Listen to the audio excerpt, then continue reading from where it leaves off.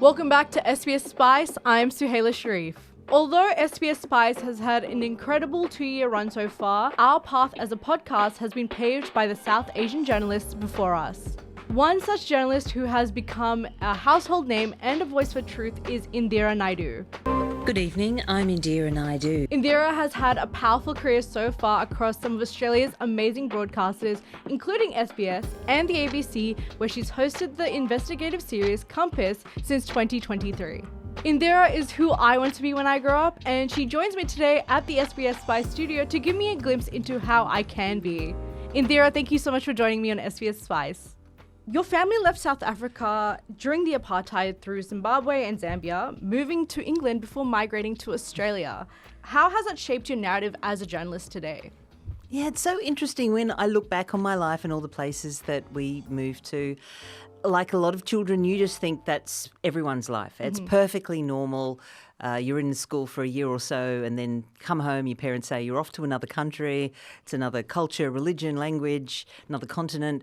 I don't think it really was until I probably came to SBS, which was quite late in my life, so about 27, 28, when I realised, my life and my experiences were quite unusual. And even here at SBS, there weren't a lot of people that I came across that had lived in 5 different countries by the time they were 13. So even though it was very diverse and very multicultural, I realised that my life experience was even more unusual than the run-of-the-mill. But of course, as a journalist, it's just such an advantage because it means that you are so used to new environments, new people. Yeah. You're really inquisitive and curious about where they've come from, how they got here, where they're going. So it even though it wasn't an early passion, I wasn't one of those kids that thought I'm going to be a journalist. It did seem to unfold that way, that I guess journalism was going to be a natural path for me, yeah. Yeah, I would love to know more about that sense-making journey of what your story actually started off and where you ended up being able to tell other stories, because I'm curious about how South Asian parents tell their kids and reason with them as to why their journey is such a big adventure when they're a child that you're moving across 5 countries. So how did your parents make sense to you of what your journey was? And then how did you make that own process for yourself later in life? Yeah. I mean, we're 5th generation South African Indian, so that is really far back. That's going back into the 1840s that our ancestors and forefathers have been in South Africa for. And of course, even though our Indianness and our culture and our language and heritage was still very strong, it was obviously changed by that migration and then what happened when they were in South Africa. So I think, as often happens, people think they're very much more something until they go back to the origin. So both my parents then went back to study in India because of apartheid. They couldn't go to university. And I think it was only then that they realised how un-Indian they'd actually become because of the South African experience. And I think that was very similar for me and my sisters as well, is that every stage made us change and absorb whatever was around us. So what I am now is really part Indian, part African, part Anglo. Like it really feels very deeply embedded in me.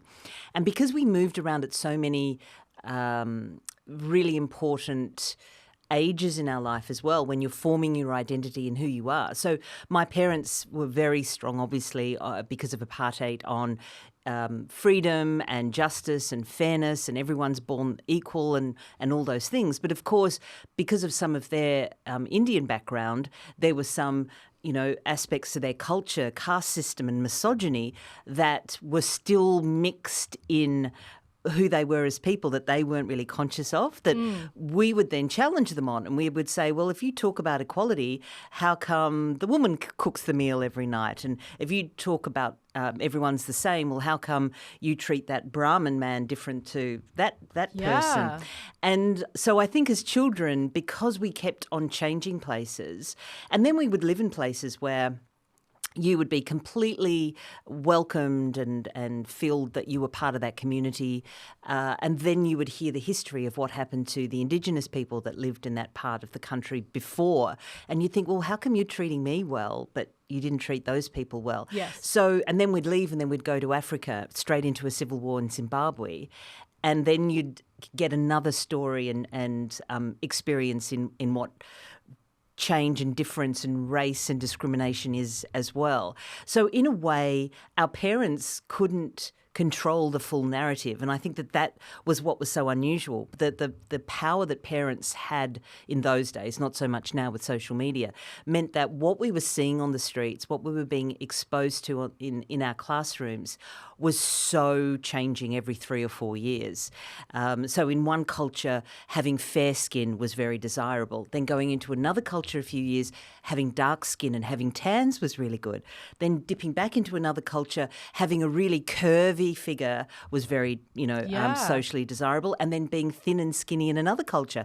And so what that meant was you had to start forming your own sense of who you are. You were separate to the culture around you.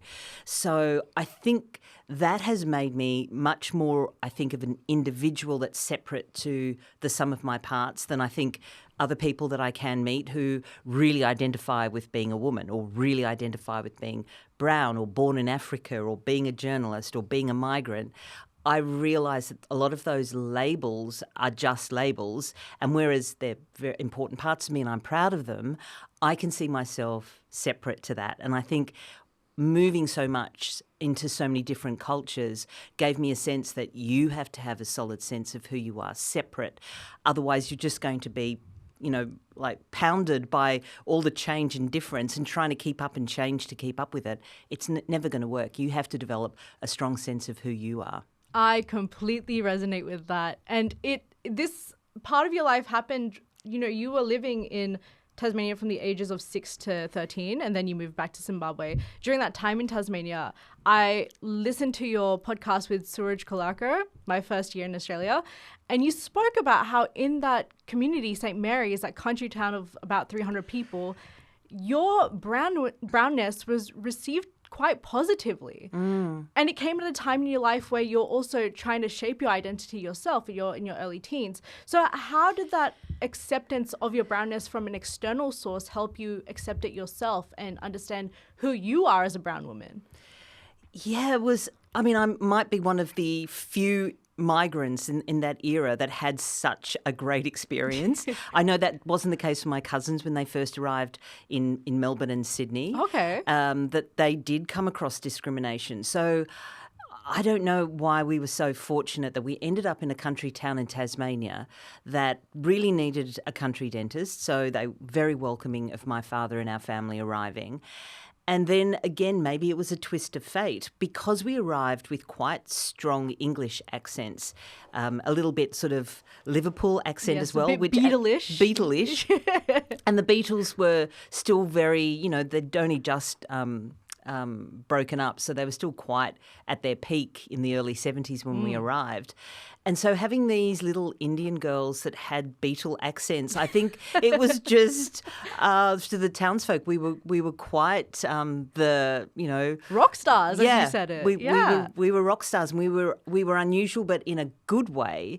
And because they needed a dentist and they'd been waiting so long.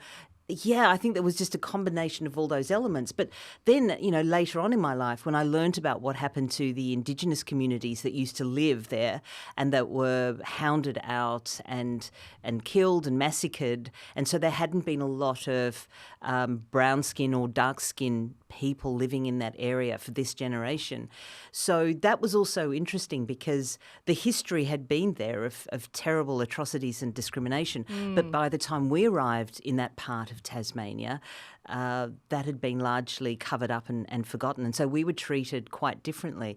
So, yeah, look, it was confusing because England was quite a different experience for us. We definitely felt like unwelcomed immigrants during those waves of immigration in the 70s. So arriving in St. Mary's, it made us feel very special. And to this day, I actually think that specialness, that if you get it at the right age, it can really support you through anything that happens in your life, you know.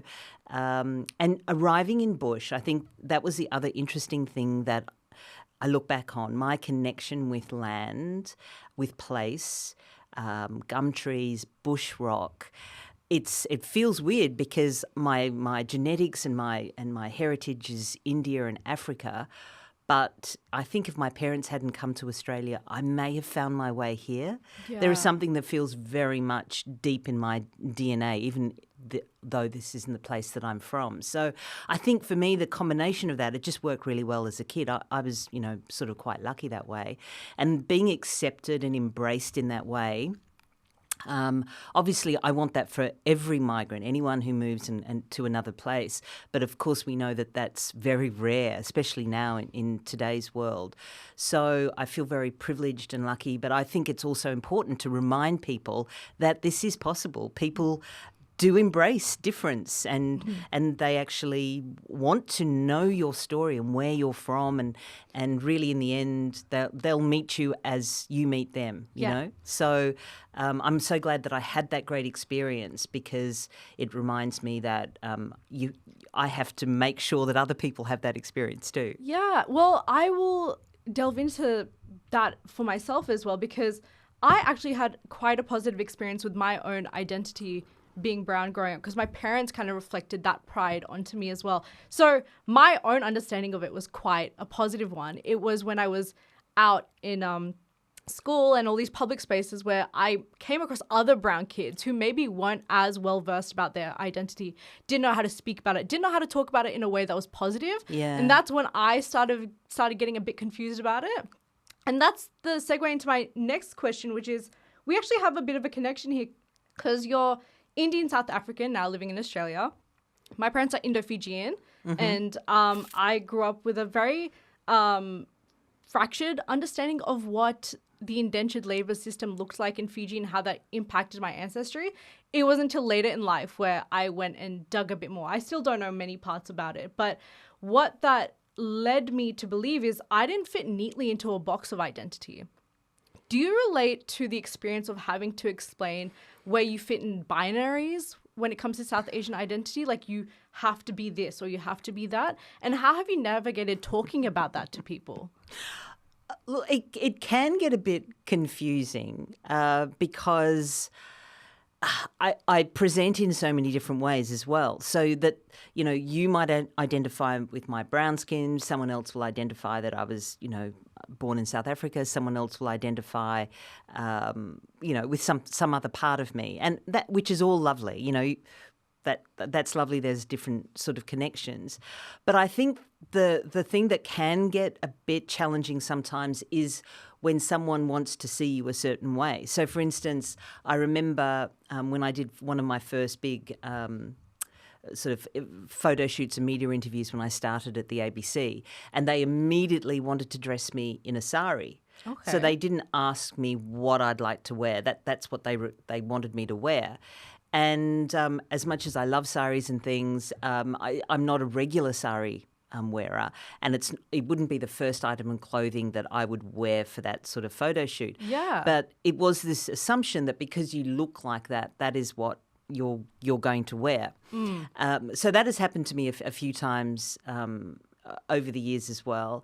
And then there are other times, again, when I first started reading the news in Adelaide for the ABC, and I bumped into a woman in the supermarket, and I thought it was unusual, but then it happened quite a few times after that. It never happened in my university or school years, but she said, you know, I really love you on the news. Where did you learn to speak English so well?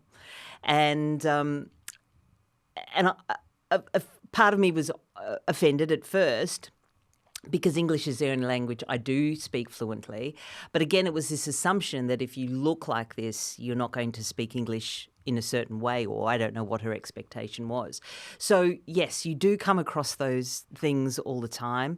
You also come across people wanting you to represent some part of them that they see in you. Yes, and it carries so much weight as well that you never understood or asked for when you started in that career, especially with media, because you're visibly carrying it and people expect you to hold the weight of their own identity, but in your own terms. And sometimes it doesn't make sense to me. And I actually relate to that because I do this for myself, but I also do it for my community, but I don't know how to tell my community I do it for myself. And that's a weight that we don't, fully grasp when we first start in media. So how did you handle that? Well, see, for me, community is a very broad thing. Yeah. So community is my cultural community. It's my African Indian community.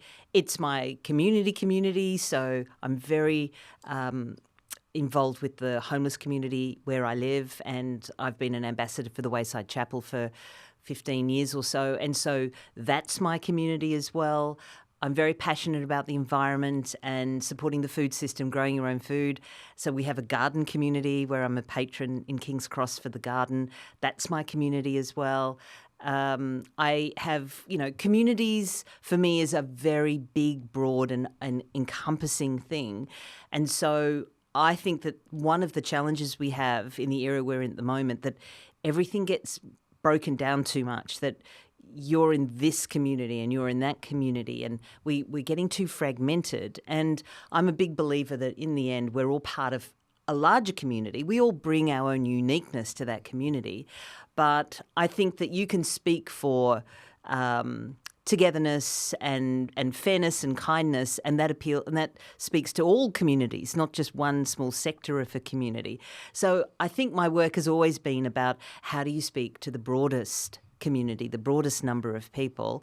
And there are people definitely. I mean, my Indigenous community is very important to me as well, my Indigenous friends and colleagues as well. And I think that in the end, that's probably my fundamental community, because that is the land that we meet on, and it's land that was never ceded.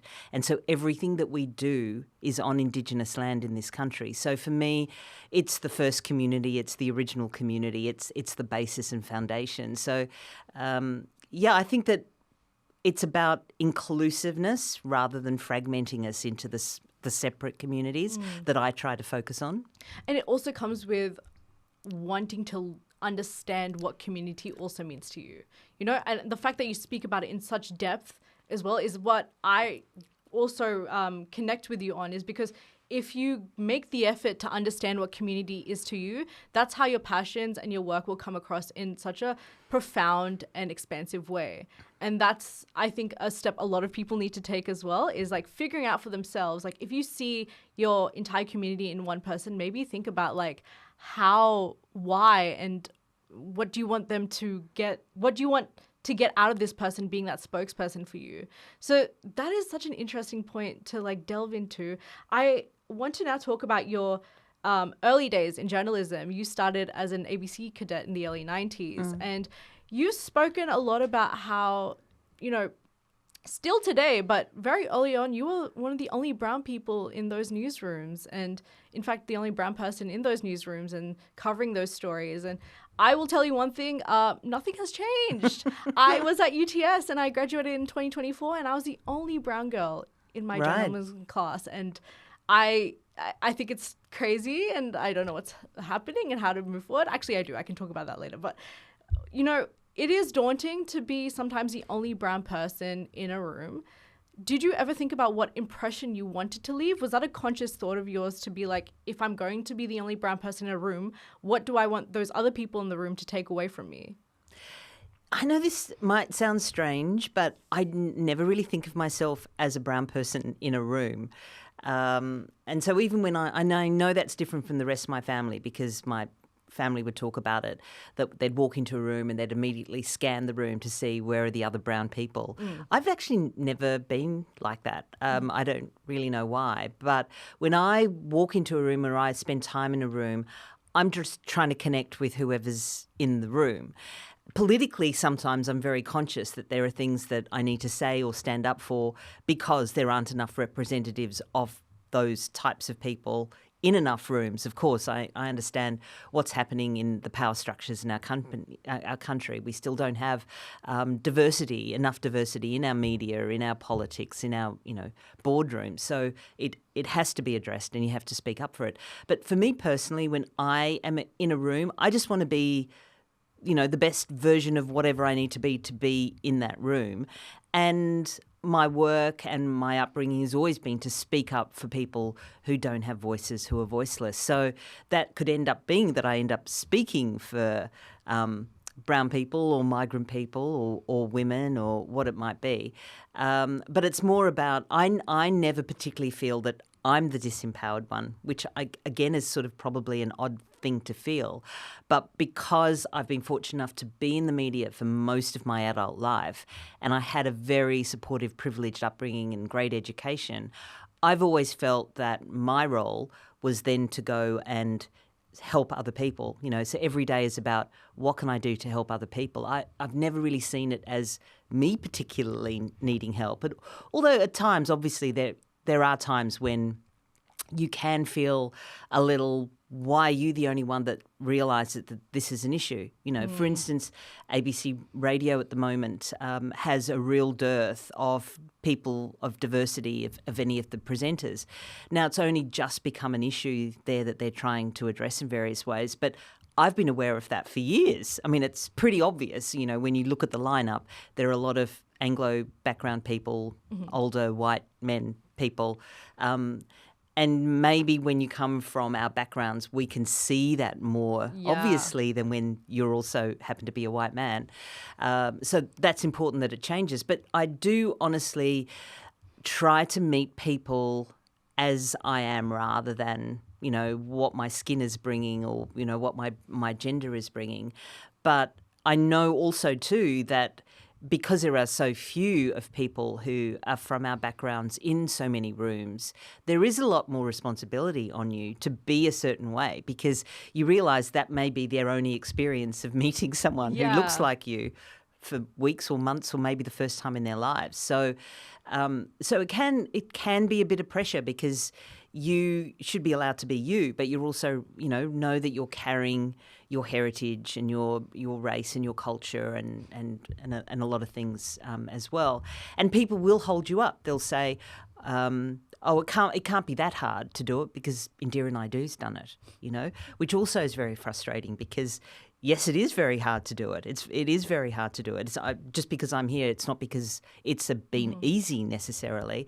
And I can see where all the hurdles are for anyone who comes from a diversity background or a diverse way of looking at things. And I think that to me has been critical, that it's not necessarily the diversity that you present, but it's diversity of the way you think that's really critical. And I think you get the best decisions when you have a wide variety of opinions around a table, and getting a wide variety of opinions tends to come from a wide variety of people from different backgrounds. Yeah. So for me, you can be in a table with a whole lot of brown women and they all end up thinking the same.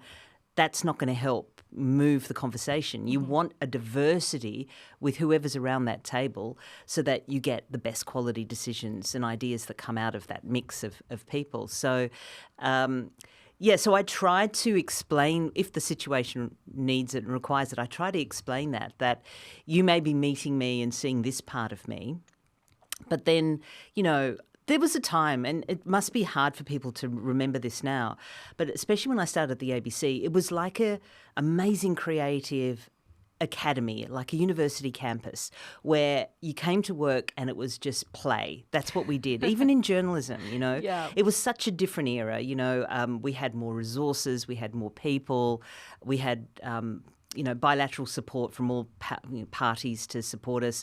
The newspapers, the Australian, the Sydney Morning Herald, all the papers supported the ABC.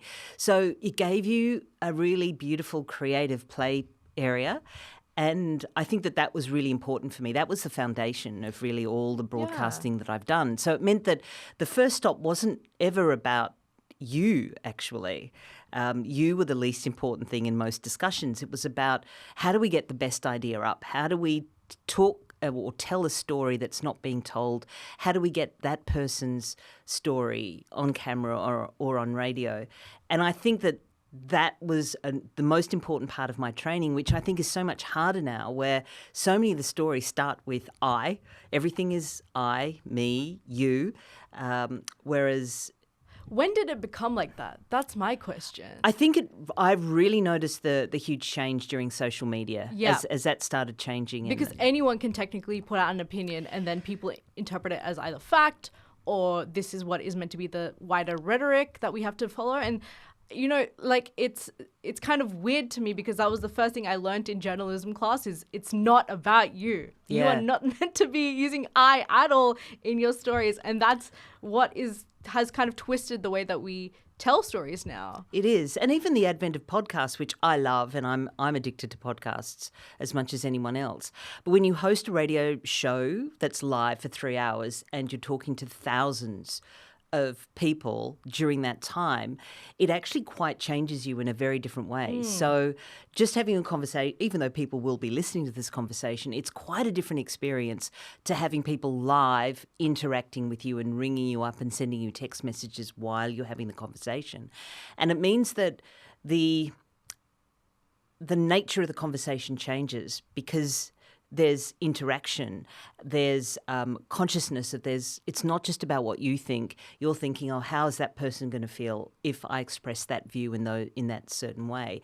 So I think it lends to sometimes a much more generous conversation because you're being changed by the input from live listeners to that conversation at the same time, which I think generally, it's a skill that a lot of us are losing now, that we're only talking to people that we want to. We're only listening to the people we want to. Yeah. Whereas my training and experience was the complete opposite, that you had to sit with people that you found really offensive. You had to report on them. You had to say it in a very balanced way. And you had to go back and, work with that person or, ongoing. You'd have to go back and forth. So it wasn't that you wiped them, they were cancelled, no, never again. You had to find a way to carry on a discourse and a connection, which I think is such an important lesson that we're now having to learn at the moment, where everyone now is so fractured that we're trying to find what are the commonalities to bring people together. And that's why for me, legacy media like television, everyone's sitting down for the news at 6 o'clock or 7 o'clock or listening to AM in the morning on ABC radio, you had a sense that we were all doing something together. And I think that's really important. And that's a huge responsibility also to carry as a journalist because you have all eyes on you in that situation. And I'd love to now talk about your time at SBS on the late news and how, we would tune in to watch you and you had to kind of present news for a wider audience because you held that responsibility. What were some of the stories at that time that kind of reminded you of your purpose as a journalist and why you chose to pursue journalism as a career? That was such a eye-opening time.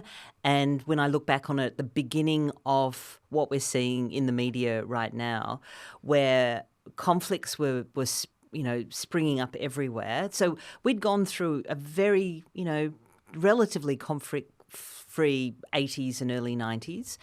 And then when I was doing the news, we had the Srebrenica, we had the war in Yugoslavia, the East Timor conflict, which was a huge story that, I've carried on covering throughout my career. Ongoing, all the problems in Fiji. We covered all the coups with, so many coups. So many coups. It was hard to sort of keep across. And so conflict became such a big part of the news that I would cover every night, which I really wasn't expecting was going to be the case. And it was terrible conflict. So there'd be a night where we'd cross to one location and there'd be mass graves being uncovered in Srebrenica. And then I'd do a cross to the other journalist who was in Dili and there'd just been the massacre, at the cemetery. And they'd have covered another. It was like really full on. We're all used to that now because we just see it through our phones. But this was only beginning. And I was finding it quite difficult processing so much. What were your tactics in making sure you were okay to report those stories? I don't know we even understood tactics then. now that it's pretty commonplace for people to get counselling and for there to be, journalism trauma centres set up around the world to help journalists through all of this. But all my colleagues from that era, most of them are starting to retire now, but they will say we were not supported and we didn't understand that the images we're seeing were going to have those sort of long-lasting effects on us. So unfortunately, we would just go home and maybe have a couple of glasses of wine, which is not what I'd recommend. So maybe drinking more than we should have is how we cope. And because we were quite young as well, I mean, we were 26, 27 and we were running the entire news program, which is quite unusual nowadays because old people like me are not letting young people come through to do that. But we were very young and very inexperienced and probably not understanding the effects and the importance really, of what we were covering and the legacy that it would leave. It was more, here's a disaster, here's a conflict. Technically, we would do it. We'd get great interviews, packages, conduct it, I think, very professionally. But we didn't really have a sense of, what that was going to mean. I think maybe we were too young to really understand that, and it was only just starting. But of course now I feel for all my colleagues who are having to cover very, very big conflicts, and one's every 5 minutes. There's another element to it. Watching the unfolding of the Gaza war was just horrific. And especially too because so many journalists were killed during that conflict. I think it was 127, 29, the most in the last 30 years of journalists, killed covering stories, which is really horrific. So yeah, it suddenly became a serious thing, covering international news during that show, but also so important because we were able to give it so much time. The stories we could run, and we stayed with it. We never left a story. We would cover East Timor every single night. So you'd see José Ramos Horta or Jeanne Guzmão at every stage of a peace talks or when they were, under house arrest.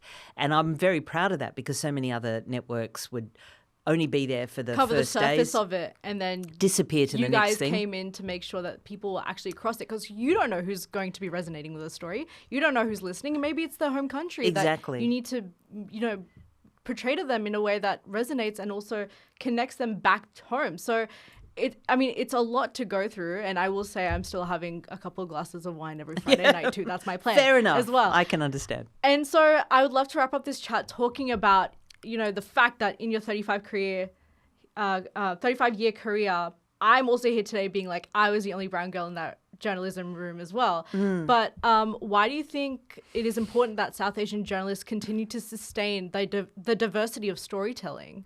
Oh, I actually think we're in this amazing flourishing at the moment in Australian storytelling. It may not be happening as much as we'd like it to happen in journalism, but look at the wonderful South Asian writers and playwrights that are just getting international recognition now.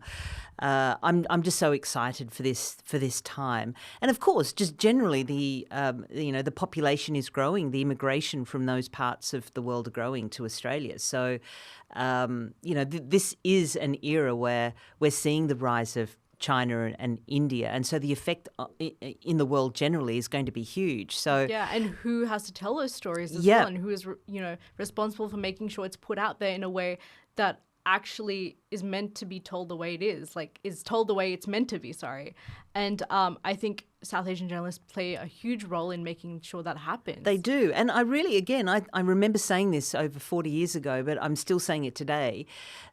Storytelling is such an important part in the way you access power in your society. And so I know a lot of immigrants and their parents will say, go into the, make money and get a house and things. But if you're encouraging your child into arts and journalism and storytelling, it's actually a really powerful way for a career path and a future to develop as well. Because it's only when you start telling those stories that you start seeing structures break down and light shone on parts of the community and the society that aren't fair and aren't open to diversity. So I think it's obviously a very important job to do, to be a journalist. But to be a journalist from a South Asian background, a minority background, is more important now than ever because we have these huge media conglomerates that are only giving you one or two sides, and voices allowed to be heard. So the more people from diverse backgrounds we can get into the media and journalism, the more important it is. Well, Indira, I've had so much to learn from you today, and I am 100% sure our listeners would have as well. Indira is the host of The Compass on ABC. If you haven't checked that out already, why are you living under a rock? But she has had an incredible career behind her as well, and I truly hope everyone delves into the kind of work she's done for our community. So thank you so much, Indira, for joining me on SBS Spice. Oh, it's been my pleasure. Thanks so much. Thank you.